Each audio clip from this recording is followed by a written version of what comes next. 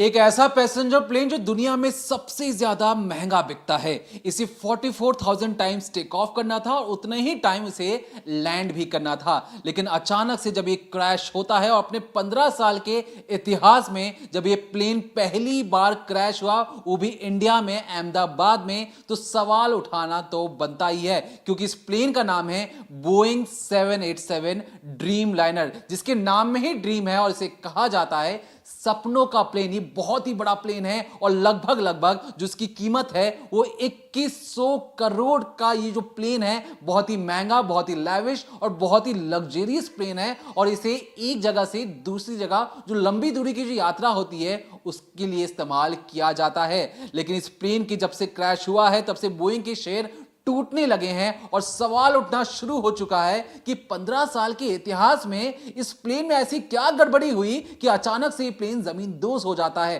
क्योंकि जब हम इसके बारे में पढ़ रहे थे, पड़ताल कर रहे थे, तो हमें पता लगा कि एक इंजीनियर ने खुले आम आकर बोइंग कंपनी को चैलेंज देते हुए कहा था कि इस प्लेन में कई सारी खामियां हैं। वही प्लेन 787 ड्रीम लाइनर जैसी प्लेन में बहुत सारी खामियां हैं, बीच हवा में क्रैश हो सकता है। और जब इसने सवाल उठाया तो अचानक से उस इंजीनियर की रहस्यमयी तरीके से मौत हो जाती। किसने मारा, कैसे मरा, कोई पता नहीं, ना कोई सबूत मिल पाया। उस इंजीनियर की मौत के पीछे की जो असली कहानी है आज तक किसी को ना समझ में आई। सिर्फ और सिर्फ जब उसने आवाज उठाया उसके कुछ दिनों बाद जब उसकी जो मौत होती है, हर किसी को अचंभित कर रही थी। लेकिन उस इंजीनियर ने बहुत सारी ऐसी खामियां, बहुत सारी ऐसी गलतियां उजागर की थी बोइंग 787 ड्रीम लाइनर में, जहां पर उसने इस तरीके की चीजें बताई थी जिसे सुनकर आपको डर भी लगेगा। और कहीं ना कहीं जब से वो आवाज आई थी और आज जो क्रैश हुआ है उसमें कहीं ना कहीं बहुत सारी चीजें ऐसी हैं जिसे आपको सुनना और समझना चाहिए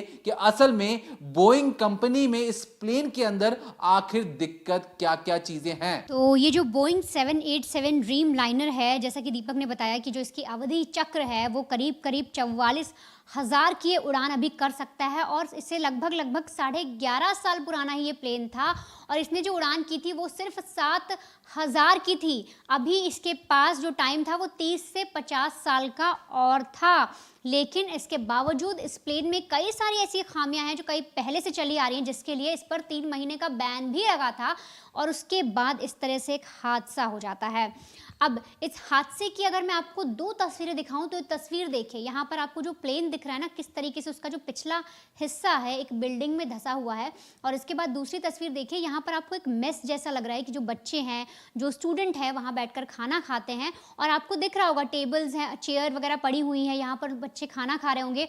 और उस वक्त आकर जो प्लेन है उसका जो पिछला हिस्सा होता है बुरी तरीके से इस बिल्डिंग में धंस जाता है। तो सोचिए जो हादसा है वो कितना ज़्यादा भयावह है, कितना ज़्यादा हृदय विदारक है कि जो प्लेन में मौजूद थे उनकी क्षति तो हुई ही हुई, साथ में जो लोग और मौजूद थे, जहां पर जाकर ये जो प्लेन है वो छिटक कर गिरता है, जहां पर आग का गोला गिरता है, वहां भी लोगों को कितनी हानि हुई होगी।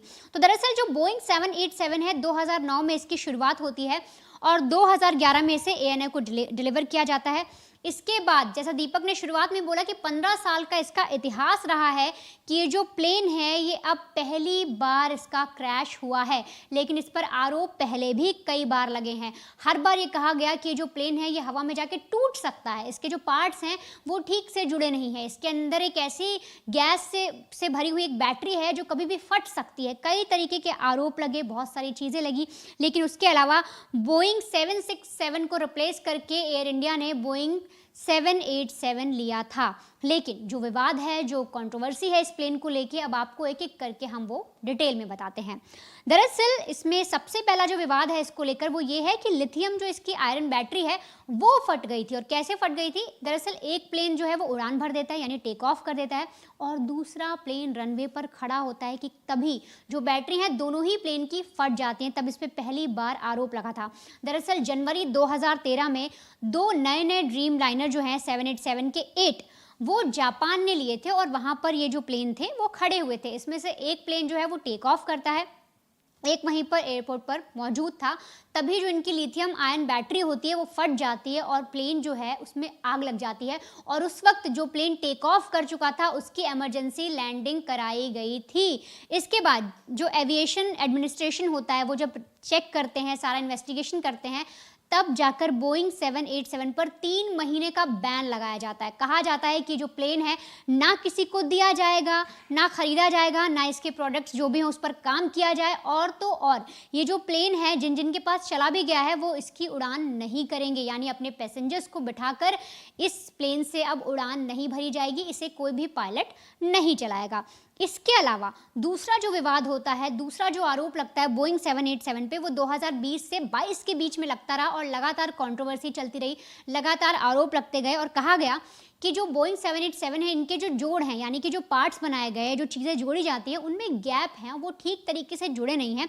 इसकी वजह से जो बोइंग है उसके साथ कभी भी कोई भी दुर्घटना घट सकती है।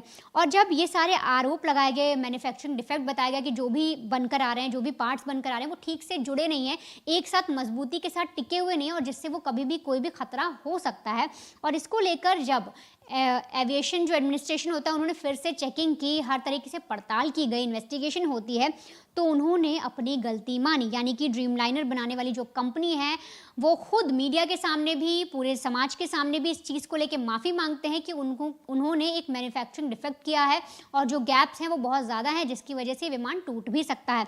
इसके अलावा एक तीसरा कंट्रोवर्सी का ये हुई थी जिसे लेकर ये कहा गया था कि ये जो विमान है, क्योंकि इसमें गैप इतने ज़्यादा हैं, इतने ज़्यादा इसके खतरे हैं, तो ये कहा गया था कि हवा में बाई चांस अगर ये प्लेन उड़ रहा है तो वहाँ पर जो फोर्स होता है, जो हवा का इतना ज़्यादा जो एक फोर्स होता है, उसके ज़रिए भी ये जो विमान है ऊपर टूट सकता है। आप सोचिए अगर हवा में प्लेन उड़ रहा है और अचानक से वहाँ पर टूट जाए तो सोचिए कितना जो बड़ा है वो हादसा होगा। और इसे लेकर जो विसल ब्लोअर है उसने भी तमाम तरीके के दावे किए थे, जिसके बाद एक इंजीनियर की मौत भी हुई थी। आखिर वो क्या मिस्ट्री है, उस पर किस तरीके से जो एक कंपनी है पूरी तरीके से घिरती है, और उसके बाद फिर से जो 787 बोइंग है ये फिर से मार्केट में आता है, फिर लोग इसे खरीदते हैं और अब ये उड़ान भर रहा है। देखिए, ये जो वनिता ने आपको जो चीज़ें बताई, ये चीज़ें बहुत ही ज़्यादा अहम हो जाती हैं कि क्यों और किस तरीके से जो प्लेन है इसके ढांचे में इशू है। क्योंकि जब इसका ढांचा जो बनाया जाता है, जो तस्वीरें आप देख रहे हैं अपनी स्क्रीन पर, ये जो ढांचा है ये अलग अलग पार्ट्स को लाकर एक जगह असेंबल किया जाता है। कुछ हिस्से चाइना में बनते हैं, कुछ हिस्से अमेरिका के अलग अलग जगहों पर बनते हैं, कुछ हिस्से इंग्लैंड में बनते हैं, और इन सारे पार्ट्स को लाकर बीच में फिर इसे जोड़ा जाता है, असेंबल किया जाता है, बजाय कि एक ही जो सिंगल पार्ट है जो कहा जाता है कि मजबूत होता है। अब ऐसा कौन कह रहा है? ऐसा हम नहीं कह रहे। सैम साली करके एक जो शख्स हैं जो इस कंपनी के साथ 10 साल तक जुड़े हुए थे, उन्होंने बकायदा न्यूयॉर्क टाइम्स में जाकर ये सारी चीजें कही हैं कि पार्ट्स को असेंबल किया जाता है, फिर उन्हें जोड़ा जाता है, और इस वजह से इस प्लेन में खतरा हमेशा मंडराते रहता है। इसके जवाब में जब क्योंकि खबर बहुत ज्यादा फैल चुकी थी, तो खुद बोइंग के जो प्रवक्ता है वो सामने आके कहते हैं कि देखिए, हम सेफ्टी और बाकी सारी चीजों का मद्देनजर रखते हुए ऐसी कोई भी बात नहीं है कि पार्ट्स को जोड़ने से प्लेन को खतरा होगा या एक्सीडेंट होने के चांसेस हैं। अब बोइंग ने तो अपनी बातें कह दी है, लेकिन हर किसी के मन में डर तो होता ही है कि देखिए पार्ट्स जोड़ रहे हैं तो कहीं ना कहीं कोई दिक्कत तो ना हो। लेकिन बोइंग ने सफाई देते हुए इसे सिरे से इनकार कर दिया कि देखिए सेफ्टी प्रोटोकॉल्स का ध्यान रखा जाता है। अब जब सेफ्टी प्रोटोकॉल्स का ध्यान रखा जाता है और जो इंफ्रास्ट्रक्चर है, मतलब कहने का मतलब सोचिए, ये अगर ये प्लेन है, ये प्लेन अगर एक ही लोहे पे बना हो, तो उस इंजीनियर का कहना था कि अगर एक ही लोहे पे बना हो और इस पर ढांचा हम बनाए तो ज्यादा सेफ रहेगा। लेकिन सोचिए कि इस फोन का एक हिस्सा अलग आए, इसका अलग आए, इसका अलग आए, और तीनों को जोड़ दिया जाए तब एक फोन बने, तो ऐसे फोन टूटने का खतरा ज्यादा रहता है। तो इस इंजीनियर का यही कहना था कि पार्ट्स को जोड़ने के बजाय हम एक ही मेन फ्रेम बनाएं, उस मेन फ्रेम में सारी चीजें फिट करते हुए चले जाएं। तो कहीं ना कहीं जो उन्होंने सवाल उठाया था उसके आगे की तस्दीक किस तरीके से होती है, ध्यान से सुनिए। बोइंग में काम करने वाले एक इंजीनियर और ऑफिसर्स ने बोइंग पर कई आरोप लगाए। उन्होंने कहा कि देखिए, बोइंग जो खास तौर पर ध्यान देता है कि हम अपने सेफ्टी और जो ईंधन है उसे किस तरीके से कम इस्तेमाल हो, और इसलिए अपने खर्चे को कम करने के लिए बोइंग बहुत अलग अलग टाइप के मटेरियल्स का यूज करता है। अब ऐसा हम नहीं कह रहे, ऐसा एक इंजीनियर कह रहा है, और बकायदा जो नाम है उस इंजीनियर का है चूके जॉन बॉर्नेट। ये 2024 में ड्रीम लाइनर 787 की सेफ्टी को लेकर इन्होंने सवाल उठाए थे, क्योंकि पैसेंजर की सेफ्टी का ध्यान नहीं रखा जा रहा, बोइंग पैसे बचा रहा है, और इस वजह से जो पैसेंजर जो बैठते हैं बोइंग 787 में उनकी जान को खतरा हो सकता है। अब ये जो बात है, मार्च 2024 तक आते आते उनकी रहस्यमयी तरीके से मौत हो जाती है और बहुत ही मिस्टीरियस तरीके से मौत होती है। किसने मारा, क्यों मारा, कोई जानकारी नहीं है। लेकिन इतनी बड़ी कंपनी में जब एलिगेशन लगा, जब उनकी फिर मौत होती है, तो पूरी दुनिया में खबर छपना शुरू हो जाती है कि क्या बोइंग में सब कुछ ठीक ठाक है या नहीं है। दूसरी जो सबसे बड़ी चीज है, जो कई बार खामियां पकड़ी भी गई हैं, वो है इंजन फेलियर। अक्सर जो 787 के जो इंजन लगे, तो आप सोचेंगे इंजन कहाँ होता है, तो जो आप देखते हैं जो पंखे के नीचे जो दो लगे हुए रहते हैं जो प्लेन की, वो मेन इंजन होते हैं। दो इंजन लगे रहते हैं इसमें। अक्सर जो 787 के जो प्लेन्स हैं उनके इंजन फेल हो जाते हैं, ऑयल लीकेज होता है और कई सारी उसमें खामियां पकड़ी जाती हैं। अब आप सोचेंगे कि हम किस बना पर ये सारी चीजें आपको बता रहे हैं, तो होता यूं है कि जो 787 अपने आप को मॉडर्नाइजेशन करने के चक्कर में उसने कई सारी जो ऐसी चीजें थी जो हाइड्रोलिक पे चल सकती थी, बहुत ज्यादा 787 में किसी और प्लेन के मुकाबले सबसे ज्यादा इलेक्ट्रॉनिक्स कंपोनेंट लगे होते हैं। इलेक्ट्रॉनिक्स वायरिंग बहुत ज्यादा होती है, चारों तरफ तारी तार बिछे हुए रहते हैं और कहीं ना कहीं कई सारे जो इंजीनियर्स का कहना था कि इसे शायद सेफ्टी की सुरक्षा जो हो प्रोटोकॉल्स होते हैं उसमें खतरा हो सकता है। अब इसमें ये अहम क्यों हो जाता है, जब भी आप देखते हैं जब प्लेन टेक ऑफ करता है या जब लैंडिंग करता है, तो उसके जो चक्के नीचे आते हैं वो हाइड्रोलिक के जरिए आते हैं, लेकिन 787 में इलेक्ट्रिक मोटर लगा हुआ है। अब इसमें कोई दिक्कत नहीं है, लेकिन कहने का मतलब ये कि जो चीज हाइड्रोलिक से हो सकती थी उसके लिए बाकायदा वायरिंग और बाकी सारी चीजें की हैं। बोइंग बहुत बड़ी कंपनी है, हम उस पर टिप्पणी तो नहीं कर सकते, लेकिन जो चीजें छन छन की जो चीजें सामने आई हैं, जो एक्सपर्ट्स बताते हैं, हम आपके पास वही लेकर आ रहे हैं। अब बोइंग 787 में एक इस्तेमाल होता है जनरल इलेक्ट्रिक जेनेक्स करके और रॉयल रॉयस ट्रेंट। ये 1000 इंजन में कई बार तकनीकी खराबी आती है, जो मैं इंजन के बारे में बता रहा हूं। जेनेक्स और रोल्स रॉयस, जो आप कार सुनते होंगे रोल्स रॉयस का, उसी के इंजन बोइंग में लगते हैं। आप सोचते होंगे कि वो कार ही बनाती है, लेकिन असली जो कंपनी जो बनाती है बोइंग के लिए इंजन, और ये इंजन इनमें लगे होते हैं। अब इसमें भी कई बार खराबी की दिक्कत आती है। जो भी देश इस को चलाता है वो बार बार इस चीज को लेकर कंप्लेन करता है। अब 2024 में क्या होता है, ध्यान से सुनिएगा। 787 में एक टेक्निकल हादसे की वजह से, खड़े प्लेन में हादसे की वजह से उसे टेक ऑफ करने से रोक दिया जाता है। पता क्या लगता है कि उसके हाइड्रोलिक ऑयल में लीक हुआ है और शायद इसलिए उसे रनवे पर ही रोकना पड़ गया। टेक ऑफ करने के लिए तैयार था, लेकिन अचानक से जो हाइड्रोलिक से वहां से तेल निकलना शुरू हो जाता है और इस वजह से उसे रोक दिया जाता है। अब कहीं ना कहीं जब इसके बारे में जब सवाल उठाया गया, तो बोइंग अपनी जांच भी करता है, इन्वेस्टिगेशन करता है। उसने कई तरीके से बताया कि देखिए, क्योंकि जो पार्ट्स हैं कई जगह से आते हैं, हम उसे असेंबल करते हैं, कंपाइल करते हैं, फिर जोड़ते हैं, तो कहीं ना कहीं जो हमारे सप्लायर्स हैं उनके सप्लायर्स ने घटिया माल आया था और उस वजह से ये चीजें हुई हैं, पहली चीज। दूसरी चीज उन्होंने ये कही कि ठीक तरीके से मेंटेनेंस नहीं किया गया।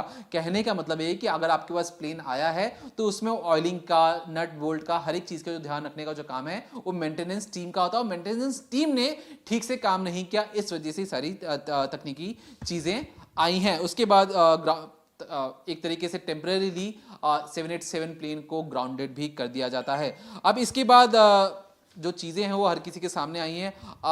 एक छोटी सी टेक्निकल की वजह से इतने लोगों की शायद जान बच पाई, लेकिन अहमदाबाद में जो 242 लोग थे वो इतने शायद लकी नहीं थे। लेकिन जिस तरीके से जो प्लेन है एक डॉक्टरों के हॉस्टल या कहें मेस में जाकर गिरता है, वहां बच्चे भी खाना खा रहे होंगे, जिस तरीके की जो ब्लास्ट की इंटेंसिटी थी, जिस तरीके का धमाका हुआ था, आप सोचिए उतना बड़ा धमाका, उसमें कई और लोग भी चपेट में आए होंगे। और 1:30 से 2 बजे के बीच का जो समय होता है उसमें अक्सर बच्चे खाने जाते हैं। एक रिहायशी इलाके में, एक अस्पताल के हॉस्टल और मेस में अगर ये प्लेन गिरता है तो सोचिए कितनी ज्यादा मौतें और भयावह दृश्य होगा। वहां पे जितने भी लोग रह रहे होंगे सब इसके चपेट में आए होंगे।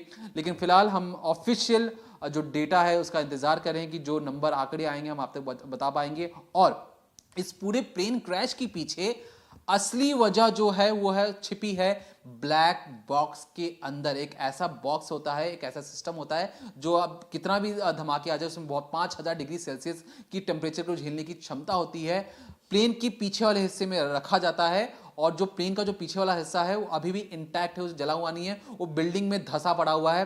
तो वहां से शायद ब्लैक बॉक्स निकालना आसान होगा और उसमें बहुत सारे ऐसे राज छिपे होंगे जिसे सुनना और समझना चाहिए कि असल में इसकी पीछे कौन है, किसकी गलती की वजह से हुआ। अगर कोई टेक्निकल फॉल्ट है तो उसे ठीक करने की बेहद जरूरत है। जितने भी बोइंग प्लेन पूरी दुनिया में उड़ रहे हैं उनमें भी टेक्निकल खामी दूर करने की जरूरत है। पायलट की गलती है तो पायलट की गलती को समझना पड़ेगा कि पायलट से गलती क्यों हुई है। अगर इसमें कोई तीसरा एंगल आता है, किसी बाहरी शख्स की वजह से अगर ये प्लेन क्रैश जैसी और वारदात होती है तो कहीं ना कहीं बहुत बड़ा सवाल या निशान खड़ा होगा प्लेन की सुरक्षा को लेकर। फिलहाल इस पूरे मामले में जो भी नए अपडेट्स आएंगे हम आप तक पहुंचाते रहेंगे। तब तक देखते रहिए decoding crime only on crime तक।